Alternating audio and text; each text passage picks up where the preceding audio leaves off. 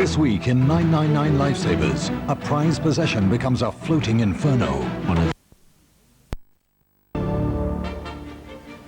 Hello and welcome to London Today. Our top story this lunchtime, shocking allegations over animal cruelty by police. It's claimed that this Essex police dog was kicked to death by its handler as part of its training. As an inquiry into the case continues, the RSPCA meets to decide whether to stop providing forces with any more Alsatians. The dog was tied to a pole, and then some form of aggression was shown to the dog, which resulted in that dog being very severely injured and then dying. In half an hour, a special report into the case that's led to demands for an urgent review of police dog handling. But now it's over to Paul Green for today's other headline news. Paul. Thanks, Angus. Good afternoon. MPs are demanding the resignation of the Chief Executive and the board of the Royal Opera House in Covent Garden. The MPs on the Culture Committee have compiled a scathing report on the management of the Opera House. They write of incompetence and disastrous misjudgments. They also say Culture Secretary Chris Smith should take control or end the Opera House's £15 million a year Arts Council subsidy. The Opera House is currently closed for refurbishment, costing £200 million. £78 million of that is a National Lottery grant. Our political correspondent Claire Rucastle is at Westminster now. Well, yes, Paul. MPs have just finished explaining their criticisms, which really amount to a scathing indictment of just about everyone who's had anything to do with the Royal Opera House in previous years, from Sir Jeremy Isaacs, the previous Chief Executive, the current Board of Management, to even the Arts Council and advisors to Chris Smith. It's left the Royal Opera House in its current situation of having no home to go to and finances in a parlous mess. We regard the lack of financial information available to the board and the management of the Royal Opera House as deplorable. In the light of the fact that the House has received £98 million of taxpayers' money in the last 5 years, we are astonished that the Arts Council seems to have expressed no concern at this state of affairs. So, Claire, what happens now? Well, Chris Smith, the Culture Secretary, has already responded to the report very promptly, and he's indicated that although he thinks action needs to be taken, he won't do it immediately because that could disrupt things further. But as committee members said today, what will happen as a result of this report is that the status quo will no longer be an option. Change will happen. Paul. Thanks, Claire, and we'll have more on that story at 5 to 1. The Cypriot fisherman who was jailed for knowingly infecting an Essex woman with the HIV virus is seeking early release from prison. Pavlos Georgiou has appealed to the Cypriot president to pardon him on humanitarian grounds. He was convicted in July of concealing his condition while having a relationship with Jeanette Pink, who's from Basildon. She gave evidence against him at his trial when he was jailed for 15 months. The parents of children at a Muslim school in northwest London marched to Downing Street today. They handed in a petition protesting about a delay in government funding. The Islamia school in Kilburn was recommended for grant-maintained status a year ago. A morning off school to deliver a message to Tony Blair. The government should pay for our education, not our parents. Because we deserve funding like every other school. Everybody used to bully my old school. No one used to like me, and they used to be racist to me because I'm a Muslim. At the Islamia school, a headscarf is part of the uniform. And along with the more usual subjects, children here are taught Arabic and study the Quran, the Islamic Bible. The fees are more than £2,000 a year, but now parents want taxpayers to pick up the bill, saying this school is little different to many others funded by the state. If you go to a Catholic school, you know, you'd be learning the catechism, and you'll be learning things by rote as well there, you know, so not necessarily all our children understand what Arabic means, but, you know, they're getting the flavour of their religion, which is their parents' right to teach them that. If the school succeeds in its application, it'll be the first state-funded Muslim school in the country, and others will no doubt follow. The Department for Education says a decision will be announced soon. In Downing Street, this is Gareth Furby for London Today. Football now, and referee Paul Taylor has asked for a copy of the match video following last night's 22-man brawl at Luton. It happened in stoppage time at the end of Luton's 2-2 draw with Gillingham. It all started when Gillingham's Adi Akinbiyi clashed with Luton's David Oldfield. Those two were very quickly joined by every other player on the pitch. Everyone, it seemed, was determined to get involved. As the players piled in, Gillingham's goalkeeper Jim Stannard ran more than halfway up the pitch to join the fracas. When eventually tempers did cool down 2 minutes later, referee Paul Taylor from Cheshunt started to collect names for his book. He ended by sending off Gillingham's centre-back Matthew Bryant. But the drama didn't end there. Police had to move in after the final whistle sounded when fans tried to get to Akinbiyi as the teams left the pitch. This is Annie Mulhall for London Today. And that's the news so far today. Back to Angus. Thanks very much indeed, Paul. In half an hour in the main edition of London Today, as a new campaign for voluntary euthanasia is launched, the partner of the London woman who fought for a dignified death tells us their emotional story. Plus, a celebration of St. Paul's as the royal family mark 300 years of the famous cathedral, a special report on the history of one of London's best-loved landmarks. Plus, what a scream. Hammer House of Horror's heroine tells me why her frightening films are still going strong. All that and more in London Today in half an hour after the national news from ITN. Do join me then if you can, but for now, bye-bye.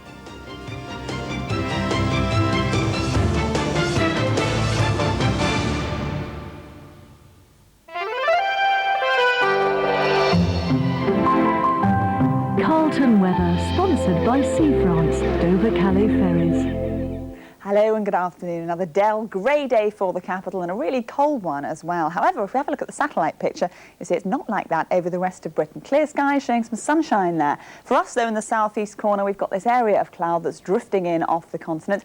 That's been providing us with the showers of sleet and snow over the last few days, but thankfully it is now starting to melt away. And that means, as far as this afternoon is concerned, we could well see the odd spot of brightness chiefly to the west of the city. Elsewhere, dull and misty, though, for most of us. We've got some showers falling as rain near the coast, as sleet and snow inland on that higher ground. Very cold as well. Temperatures 5 is the best we can expect, plummeting down to below freezing tonight, so another widespread frost and patches of ice to watch out for if you're going to be on the roads at all. For a more detailed 5-day outlook, call Weather Update, sponsored by Sea France. A prison camp where escape means termination. You have nothing. You have nowhere to hide.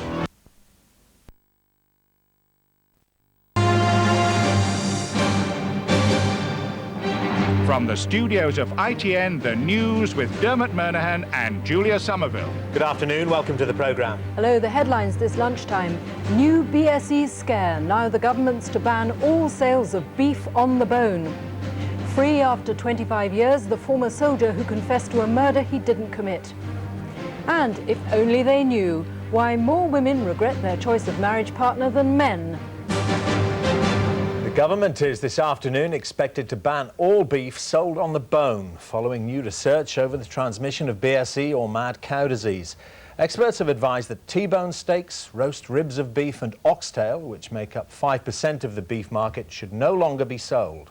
Farmers reacted with astonishment and anger at the news. They said it would spread uncertainty among consumers and could cause untold damage to the already fragile British beef market. Lauren Taylor reports. Only about 5% of beef is sold on the bone in this country. Now it looks set to be banned from sale. Researchers have found traces of the BSE agent in nerve endings attached to the bone and are advising the government to ban on-the-bone cuts of beef. Officials are saying today that the health risks from eating these kind of cuts are remote, but they're considering a ban as a precautionary measure. Some commentators are surprised at the timing of the announcement. I think this is completely baffling. It seems to fly in the face of all the previous scientific advice we've had. And frankly, I think for most beef eaters in Britain, as long as they're eating British beef, this is irrelevant. It's only a tiny bit of the market, but it's very curious that they should come out with this particular statement now. Previously, concerns about infected meat centred on spinal cord and brains of cattle. There are now fears among the industry that consumers may again be put off beef. It makes you wonder whether you should be eating it at all, quite honestly. Well, I don't think there's anything to worry about myself. I still eat it. Restaurant chefs around the country are now wondering exactly how and when their menus might be changing. Lauren Taylor, ITN. Well, in our Westminster studio now is the Agriculture Minister, Dr. Jack Cunningham. Dr. Cunningham, the truth is that experts seem to be finding new areas of concern at very regular intervals. This is of enormous concern for consumers, isn't it?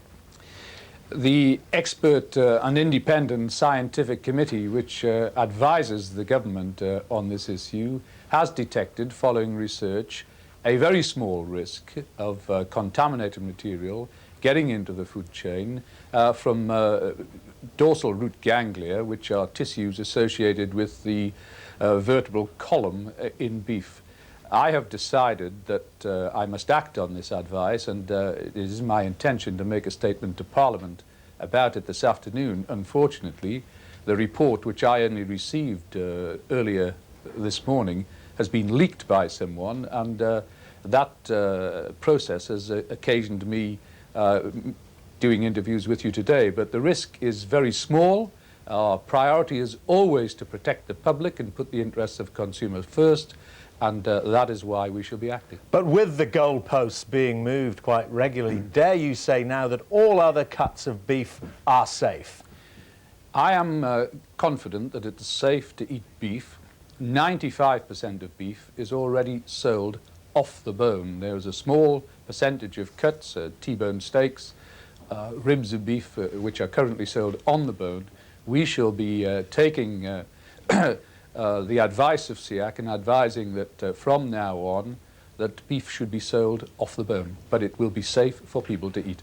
Now, we talked on Monday, Dr. Cunningham, about the Welsh farmers' protest. They're already hurting about beef sales. If this does hit sales further, will you consider a compensation package? Sales of prime cuts of beef are higher now than they were before the BSE scare occurred, and I am confident that people will go on buying and eating beef.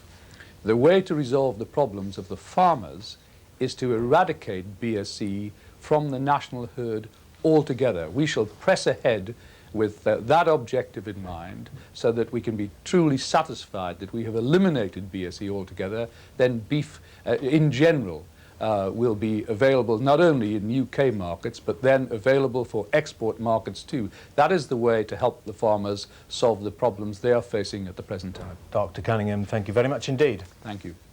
Well, Sir David Naish, the president of the National Farmers Union, is at Westminster now. Sir David, I don't know whether you heard in our earlier report, but a woman was saying it makes you wonder if you should eat beef at all. This puts you possibly right back where you began, doesn't it, in terms of confidence? I very much hope it doesn't. Listening to Dr. Cunningham's interview a moment ago, I mean, I stand absolutely with him that for the minister to take the latest advice from SEAC and immediately act on it, publish it immediately act on it, it's belt and braces, but he's doing it. We must keep the confidence high. I, like Dr. Cunningham, believe that British beef is produced to the highest standards in the world, and indeed this ought to add to consumer confidence, not to take away from it. Well, you said he's reacting to the latest evidence, which indeed he is, but in the eyes of the consumer it's seeming as if the evidence is coming out in drips and drabs, and that reassurances are being followed by further scares. Well, I think that you make my point for me, that in fact the science has been an evolving science.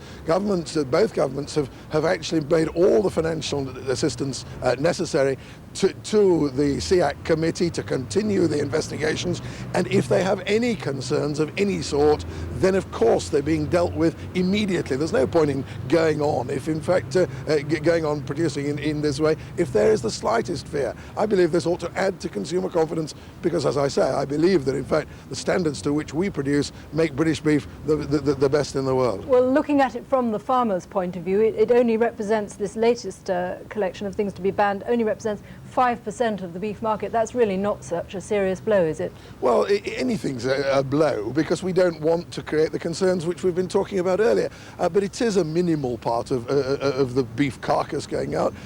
We've got to actually make quite clear that this is really acting to doubly reassure the consumers of the safety of the food they eat. Sir David Naish, thank you very much. Thank you. A former teenage soldier who spent 25 years behind bars after confessing to the murder of a schoolgirl today walked free after his conviction was quashed. Andrew Evans emerged from the Court of Appeal to say he was glad his long nightmare was finally over. He was just 17 when he was jailed for battering to death 14-year-old Judith Roberts near her Staffordshire home. Joe Andrews reports. Andrew Evans's case is an extraordinary one. He was released this morning after being wrongfully imprisoned for more than a quarter of a century, longer than anyone else in recent times. This verdict means that my long nightmare is finally over. For more than 25 years I've been held responsible for a crime I did not commit. I will always be in debt to those who fought to bring me justice, never doubting my innocence and supporting me through some dark times.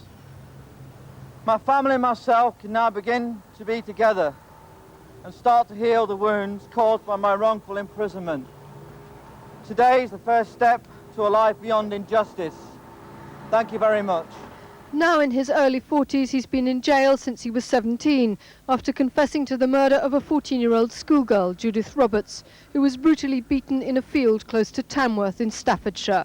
At the time, Evans was about to be discharged from this army camp, psychologically vulnerable and suffering from something close to a nervous breakdown. He dreamt about the murder, and after 3 days of police questioning here, became convinced that he must have done it. He was convicted to life imprisonment, even though there was no other evidence. Today, his delighted parents were there to see their son released. He's now going to sheltered accommodation with psychiatric help. He's going to get the same kind of treatment that released hostages need. He was 17 when he was put in prison. He was psychologically fragile then. 25 years in prison has hardly improved him. This morning, the 3 appeal court judges said they'd found this an extremely difficult and anxious case to resolve. But because of the passing of new laws in the past 15 years governing the use of confessions, it's extremely unlikely that a man like Andrew Evans would even be charged today. Joe Andrews, ITN, at the High Court. The divorce of Earl and Countess Spencer was put on hold today when a mistake was discovered in one of the legal documents. But lawyers for the couple in Cape Town said the problem wasn't serious and the settlement is expected to be confirmed this afternoon. From Cape Town, John Irvine reports. Morning. Before the cameras, Earl Spencer made the familiar walk from his lawyer's chambers to Cape Town Courthouse, and he must have hoped it was for the last time. So you're going to be glad when this is all over? The divorce was supposed to be processed within minutes. Only the Earl was required to appear. He was due to take the witness stand to testify that his marriage had broken down. He has been separated for 3 years, and on his last night as a married man, the Earl attended a fashion show with his current girlfriend, another former model, a South African Josie Bahrain. When the Earl emerged from the court, it was not, however, as a single man. His bank in London had left out certain words from a document guaranteeing the settlement. The Countess's lawyer was not satisfied. No, technical problem with a piece of the Earl's paper. The problem should be corrected within the hour. Barring further hitches, the divorce should go through this afternoon, and the Spencers' 8-year marriage will be formally ended. The settlement details will be made known. We will find out how much it cost the Earl to bring this embarrassing court episode to an end. John Irvine, ITN, Cape Town. The Louise Woodward case goes back to court in Boston today in a move which could see the British au pair home for Christmas or back in jail. The prosecution want the teenager to be returned to prison until their appeal against the change in her conviction from murder to manslaughter is heard next year. If they fail, Louise's lawyers are expected to ask for her passport to be returned. Adrian Britton reports. It is 3 weeks since Louise Woodward was freed from prison, her murder conviction reduced to manslaughter. Today, Miss Woodward could begin her journey home or return to jail. State attorneys in Massachusetts are going to the Supreme Court to argue that the au pair should be locked up while she awaits a prosecution appeal. Their argument is that Judge Hiller Zobel fundamentally undermined the legal system by overturning the jury's verdict of second-degree murder. In theory, the Supreme Court has the power to restore the verdict, which could mean Miss Woodward returning to prison to serve her life sentence, but that is thought unlikely to happen. And her MP says even if she is allowed to return to Britain, her ordeal is not over. We want her to get back for Christmas, and there will be an application to return at the earliest possible date. But Louise will be returning to America to fight to clear her name as soon as it's practicable. They are preparing a welcome in Louise's hometown of Elton in Cheshire. Her supporters are quietly confident she'll be home in time for Christmas. The Supreme Court may rule that as she's already served her manslaughter sentence of 279 days, the US courts have no power to hold her passport.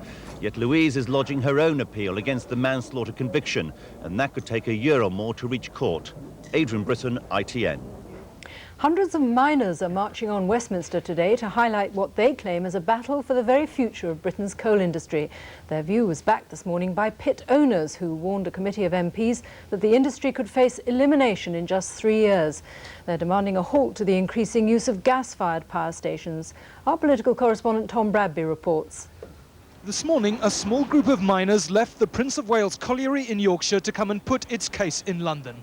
The coal companies are suggesting 5,000 jobs could go across the country unless there is some form of government intervention. Well, I'm still as anxious, but obviously with some suggestions that's coming down from London, obviously I'm a little bit more optimistic, and obviously what I want to do is build on that optimism. As they were travelling, the Commons Trade and Industry Committee was beginning to take evidence, first from the coal producers. They say they face competition from subsidised foreign coal, subsidised electricity pumped down an interconnecting link from France, and gas. They say British gas is cheaper now, but will one day run out. If a mine is closed, the costs of care and maintenance are so prohibitive that no one would be able to keep them open for any length of time. And when a mine is closed, it is closed.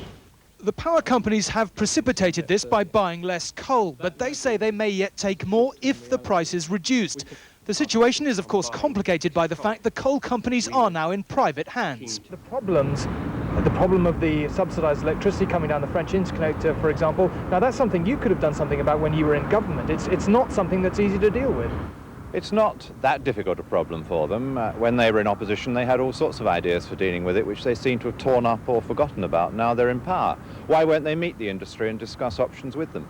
The Energy Minister, John Battle, will give evidence to the committee this afternoon. His position is clearly difficult. The government does not want to subsidise a privatised industry, but nor does it want to see thousands of miners' jobs being axed just before Christmas. Tom Bradby, ITN at Westminster.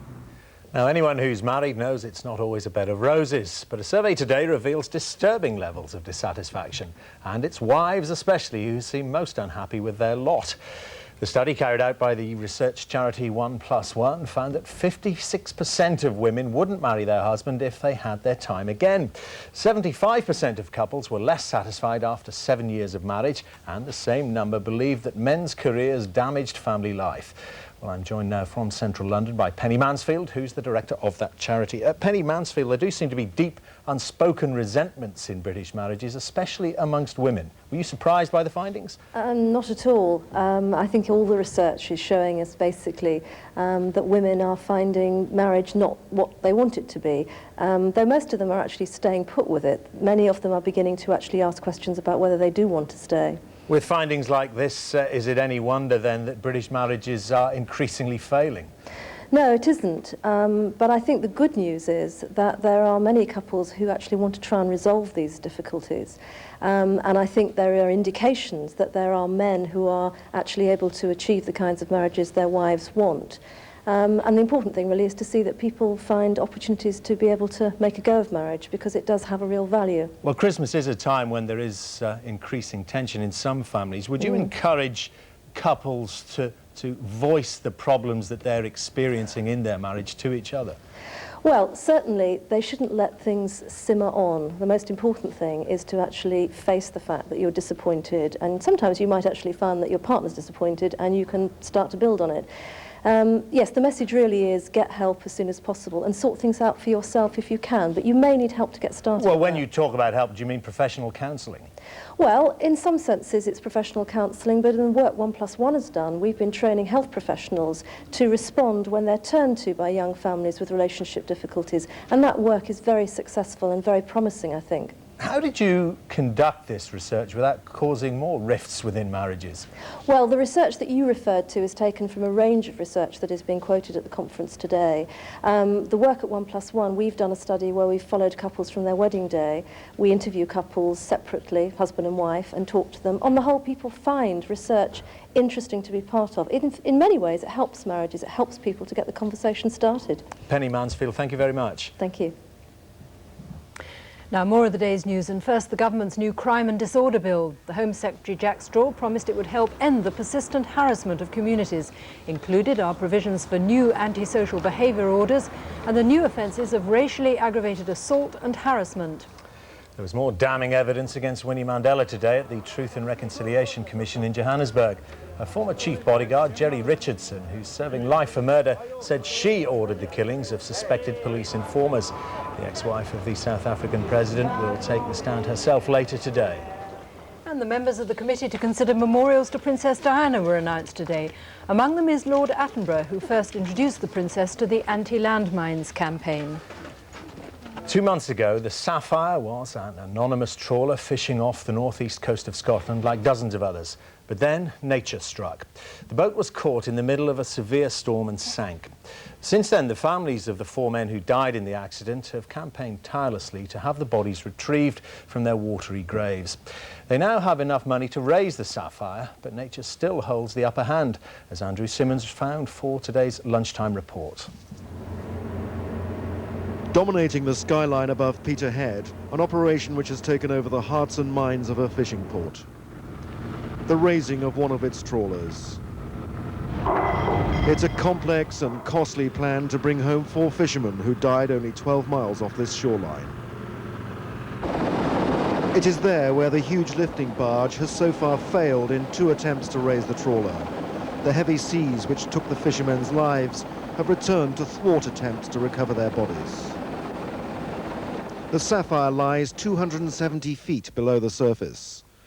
Adam Stephen, aged 29, 25-year-old Robert Stephen, Victor Podlesny, aged 45, and Bruce Cameron, who was 32, were all missing, presumed dead, after a major search operation on the 1st of October. The skipper was rescued by RAF helicopter, but the 4 fishermen are thought to have been trapped inside the Sapphire as she sank.